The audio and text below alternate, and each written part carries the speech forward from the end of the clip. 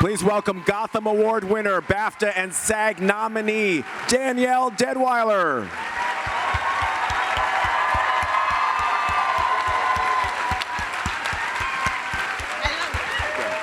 So happy you're here.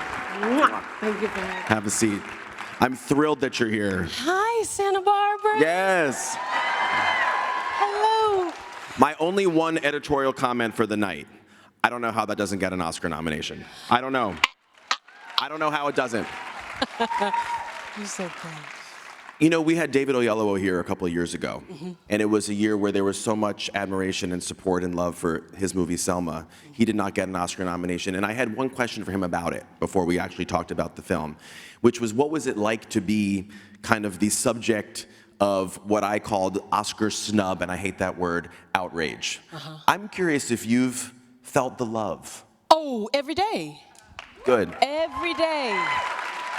And that's the beauty of the film, right? That's the beauty of all of the stuff that's happening right now. Award season is giving us the opportunity to share the themes, the goals, the intentions of our films. And Mamie wanted this film made. She wanted it made in 1955. She wanted to continue to spread the word, to spread the joy of Emmett, to continue to talk about what happened. And that's given us this opportunity to do that in all of the spaces that we've been able to take it. So there is, just nothing but a win in every sense of the word. I'm happy to hear you say that. Every sense of the experience. You know, we did an interview a couple of months ago, and I was so intrigued to hear you tell me that when you were reading for this, and I guess doing a self-tape, you enlisted your son, who I think was 13 at the time. Oh, he's 13 now. He was 12. Oh, and he actually played Emmett opposite you. Yes. I mean, what a special thing that you two could do together, and look what it led to. What's his feeling on what his role in all of this was? Don't get me to talking about him and give him the opportunity to be gassed up. This ain't about him. It's about me. No, I'm just kidding. No, he was fantastic. My son, we've actually done a film together before, and he works when he feels like it, okay? I have to work when I can. And he was kind enough to give me his talents. He's lovely and plays with me, and I did the rest of them in the closet by myself, so the scenes, that is. So my son is fantastic. He's just hyper supportive, and I miss him, but I love him. I love that. I'd be curious to know what kind of coping mechanisms you found helpful during the filming of this, with the intensity, with the grief, with the sadness.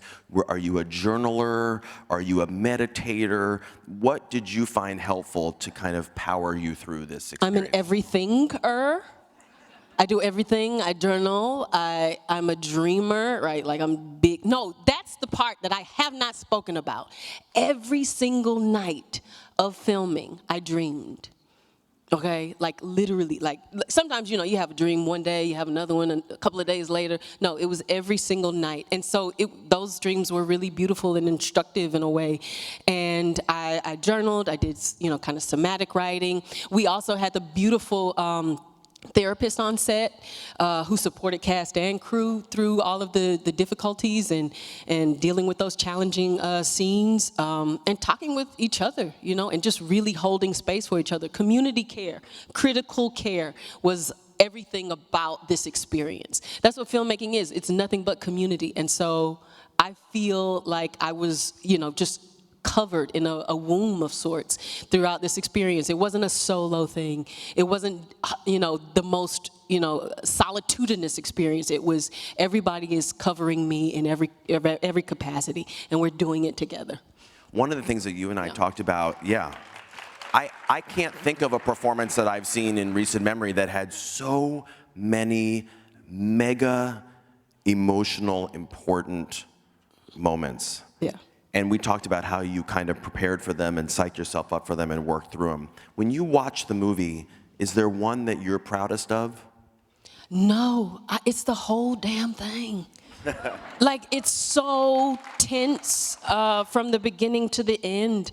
And getting to the parts where you do have the levity, right, at the beginning, to be laughing and joyful and listening to music, to find Emmett in those, those joking moments, to come to the close of the film and to look at them in this, kind of surrealistic dream world of recognition and awareness of each other. Those things are the parts that connect you beyond the trauma, because that's the value of the film, is to say, families who go through this type of stuff are not that moment. Those families are the joyful parts of their life. Those families are the joking, the growth, there's so many things that I learned in the reading of the memoir, in the making of this film, that you wouldn't necessarily get otherwise. And so those intimacies of how she reared him, of how he was seeking independence, of how he was a jokester, those things are really fantastic and, define a lot of how I got to do the things that were witnessed in the film.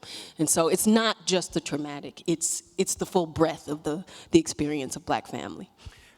Yeah. Yeah. People's reaction to this movie has been so powerful, so strong. I would just be curious to know if there's something that someone has said to you or something that someone has written that you've read about this film that was meaningful to you. Oh my goodness. So many things. I'm really excited when folks come up and they say they didn't know, because that's the intent of the film. The intent of the film is to educate. The intent of the film is to bring people into the fold. And that's what resonates most, right? You want awareness to happen, and she wanted awareness to happen. So that brings me joy. You made it happen. Please see Till if you have not. Thank you. Danielle Deadwyler, everyone. Thank you. Thank you so much. Amazing. Stay right there. I'm staying. I'm not moving. Okay, good. Coming up next, I get to bring out Carrie Condon from the Banshees of Inisherin. Let's take a look at a scene from the movie.